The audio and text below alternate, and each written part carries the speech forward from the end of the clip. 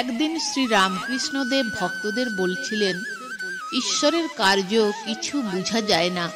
ভীষ্মদেব সরসজ্জায় শুয়ে পাণ্ডবেরা দেখতে এসেছেন, সঙ্গে কৃষ্ণ। এসে খানিকক্ষণ পরে দেখেন ভীষ্মদেব কাঁদছেন।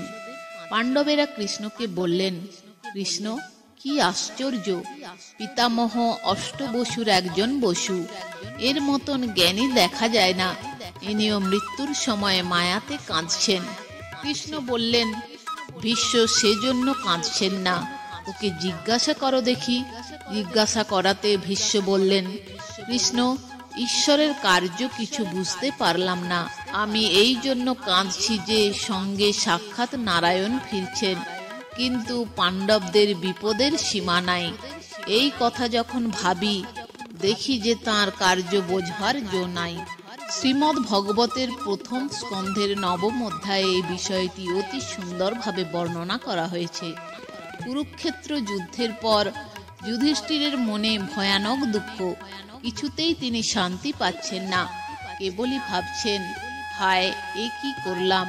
নিজের ভোগ সুখের জন্য সামান্য রাজ্যের লোভে কত প্রাণী হত্যা করলাম, কত অক্ষহীনী সৈন্য ধ্বংস করলাম, কত বালক ব্রাহ্মণ আত্মীয় স্বজন বন্ধু বান্ধব ভাই এমনকি গুরুদের পর্যন্ত এই কুরুক্ষেত্র যুদ্ধে বধ করেছি।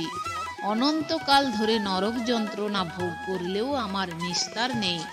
আমারই রাজ্য লোভের জন্য, আমারই অজ্ঞানতার জন্য এই মহা অনর্থ ঘটেছে। যুধিষ্ঠিরের এই বিষাদ দেখে সবাই ব্যাকুল।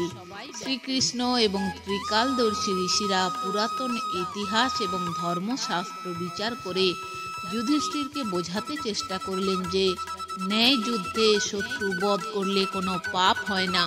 কিন্তু যুধিষ্ঠিরের মন থেকে কোনো রকমেই আত্মীয় বধের চিন্তা যাচ্ছে না। তিনি বললেন, আপনারা বলছেন বটে যে ধর্মযুদ্ধে প্রাণীবধ দোষের নয়, রাজধর্মের বিরুদ্ধে নয়, কিন্তু এ কথায় তো আমার মন প্রবোধ মানছে না। রাজা যদি প্রজা পালনের জন্য, শত্রু নাশের জন্য যুদ্ধ করেন এবং তাতে যদি প্রাণী বধ হয়, তাহলে অধর্ম হয় না বটে, কিন্তু আমার পক্ষে তো তা প্রযোজ্য নয়।